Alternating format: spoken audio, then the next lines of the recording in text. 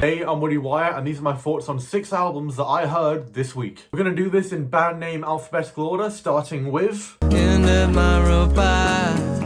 swung so freely.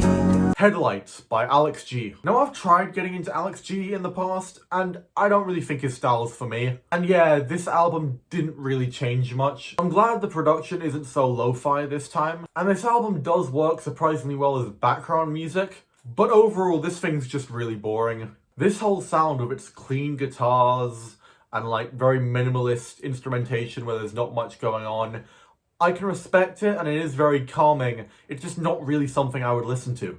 So overall, not awful, just really not my thing. And I will say, credit where credit is due, he's not the worst person named Alex that released an album this week.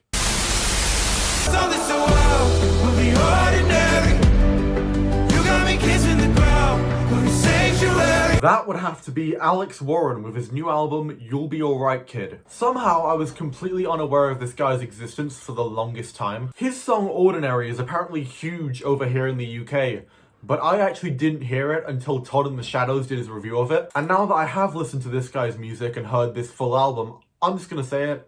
This guy's a complete hack. Jesus Christ, and I thought Imagine Dragons sounded commercial. These songs sound like they're fucking X Factor finalist songs. This album is so uninspired that I actually feel bad for comparing him to Imagine Dragons because that implies he knows what imagination is. With the exception of a few songs like Getaway Car, almost the entire album sounds exactly the same. Alex Warren is a master at the copy and paste button. Hell, this is a double album where half of the album was already released. That's fucking stream grifting. I'm done with this shit. Worst album of the week, definitely.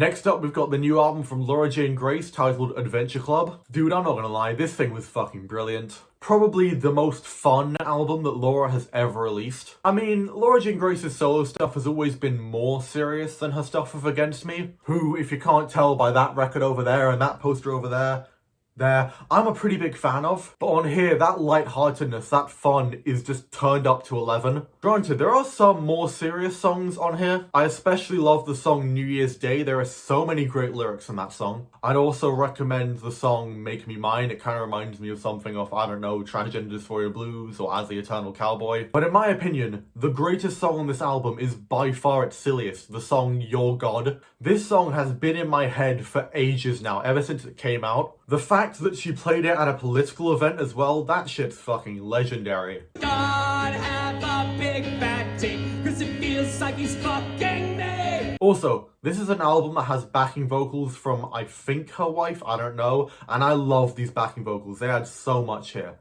Like, on the song Active Trauma, I love just how happy those backing vocals sound while saying shit like, Active Trauma! It's like, it's brilliant. It's probably obvious to say this because, I mean, again, look, but this is my favourite album of this week. I look good. This is all I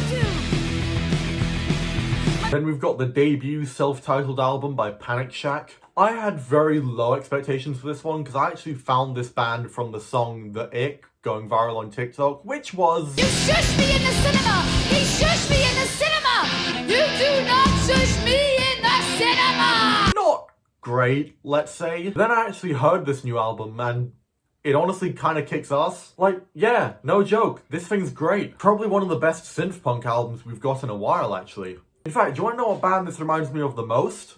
Le Tigre. As for standouts, I really like the opener Girl Band Starter Pack, as well as the chaotic Do Something. The song Gok Wan is also great, that might actually be my favourite on here. The only song on here I'm not too fond of is We Need to Talk About Dennis. It's not even that I don't like the song, it's just I don't really think it fits on the album. Like, I just kind of feel like it ruins the pacing a little bit. But still, great album. I'm honestly surprised by how good this is.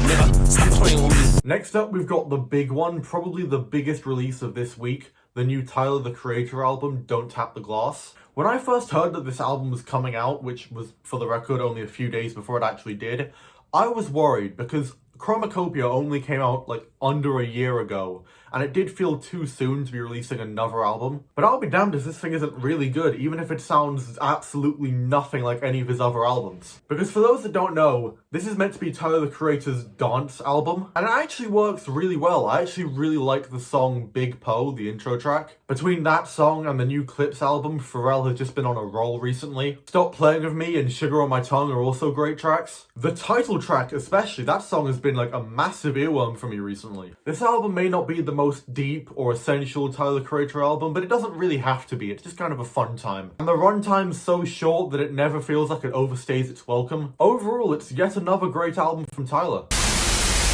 Are you ever gonna pick me up? Are you ever gonna tell me why? And finally, we've got the new album from Zac Farro titled Operator. Zac Farro, for those that don't know, is the drummer from Paramore, and this is his first solo album, and this is actually really impressive. This album has a very chill, bedroom pop-ish aesthetic. I love the very summery feel of the title track. One and All I Really Want Now are also really good. Funnily enough, the song that really stuck out to me, I don't think has been released as a single, the song Sunday Driving. This song is just absolutely beautiful. And despite the repetition, it never really gets old. Honestly, hot take, I think I actually prefer this to Hailey's solo album from a few years ago. There wasn't much hype behind this album, so you may not know it exists, but if you like kind of more chill, relaxed, like I said before, bedroom pop-ish music, definitely check this album out.